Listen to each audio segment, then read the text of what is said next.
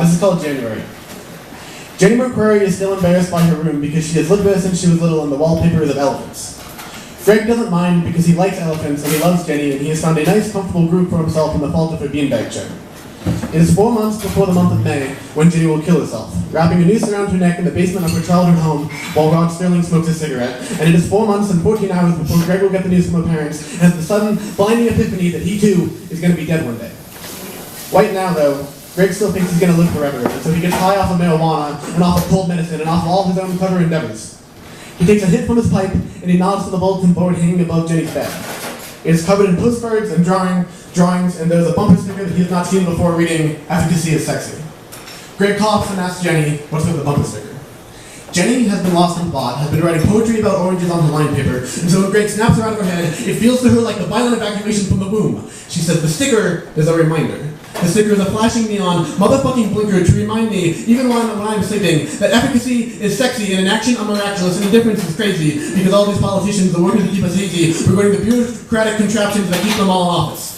Jenny talks fast and she taps her feet rhythmically against the side of her bed. She says their folk song policy speeches are packed with such a rapid-fire misogyny that I find it hard to believe in their fairy tale monogamy. And their wives stand at their side with the steadfast loyalty of a Labrador retriever, fully aware of the melancholy irony that he is going to leave her for the first pretty young aide who echoes his righteous obsession with family values.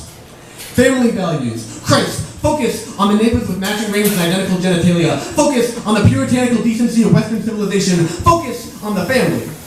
Focus on your own damn family and worry less about the sex lives of strangers. Greg nods and laughs, but the political statements mostly go over his head because he is less concerned with the political than he is the personal. He says, you might think that efficacy is sexy, but I think that indifference makes a difference because I am still trying to make sense of my adolescence and all the senseless moves I made when I should have just stayed still. Jenny's line about adultery is a quote with Greg, because on the eve of some cursory anniversary, his ex-girlfriend, high school girlfriend of 4 years, dropped the bombshell that she'd been blowing bruisers in the back of burnout bars. For a while, Greg was pretty down on it. But lately, he's been telling Jenny that actually, he's not all that broken up about his girlfriend breaking up with him because he took a hallucinogenic in the woods last summer and self-actualized. Greg is in love with Jenny, but he still takes every excuse he can get to synthesize and hypothesize about the hows and whys of his ex's external affairs. He says, I cannot believe that she kisses her mother with that same mouth she uses to suck off stolen bus drivers.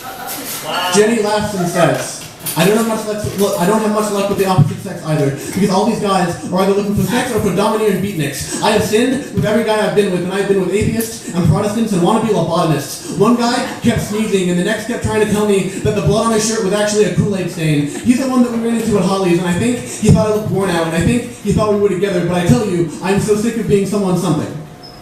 Greg looks deep into Jenny's wide green eyes and tells her that he falls in love too easy. In a bit of metatextual masturbation, he says that he's always falling in love with fictional dead girls. He says, like Gwen Stacy and like Alaska, and I've been looking with one eye pointed towards the capital of Nebraska, because that's where she always said she'd go after graduation. Craig Finn told me to always stay positive, and she told me never to call her again, and I've been trying to reconcile the two. And I truly think, that if I could just get her on the phone and talk fast enough and articulately enough, that I could finally speak my speech and get all these words off of my chest and into the conversation.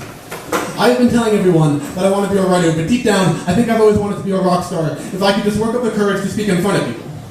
And when they put a microphone in front of me, I'll wrap my hand around it, tell them all the worst shit I ever did and expect to be applauded for it.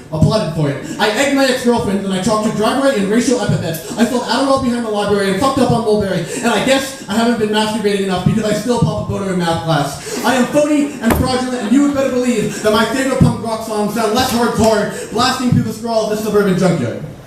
I have been embarrassed and charmless and selfish and self-interested, and I need someone to tell all this shit to. Jenny McCrory jumps up and said, we need stuff, we need things. She says, you and I, we need stimuli. We need ecstasy and efficiency and the blissful clit of clarity. We need a place to live and a place to stay. Somewhere within biking distance of campus, driving distance of downtown, and wheelbarrow distance of the nearest hospital. We need metaphors to mix in with our drinks, and eye drops for the bloodshot, and shot glasses for the hard stuff. We need mothers and lovers and a toolkit to put our bikes back together, to run on 2 wheels. Baby, the whole world within 4 or 5 miles of this rickety old place is my oyster. And holy shit, I'm pretty sure I'm trapped here. Jenny starts to talk slower and sits back down on the bed. Her head is numb and she is starting to sound sober.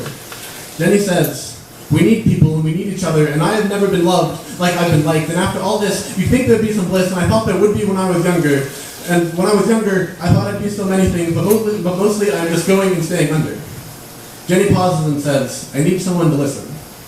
For a long while after that, she is silent until she concludes by saying that the one last thing she needs is another hit, and she takes the pipe to her lips. Greg looks up at Jenny from the beanbag chair. Behind Jenny are the tusks of a patterned elephant duplicated 30 times over, and the smoke and the breaths of her mournful exhalations fog the window. Suddenly, Greg gets up and goes to her, sits with her. He is shaking and selfish and sincere and self-interested when he puts his hand on Jenny's knee and he tells her to listen. It is January, and she is still alive and he is still together, and together it really feels for a second like things are always going to stay that way, and like she'll never die, and he'll live forever, and like it will never stop being January 3rd. Greg is breathing bullets and shitting bricks and shaking like a sock puppet, and he is telling her everything. He quotes Oasis when he says that maybe she's going to be the one that saves him. He quotes Kurt Vonnegut when he says that if this isn't nice, he doesn't know what is, and he is quoting his ex-girlfriend when he says that he will always be in love with her. Thank you so much.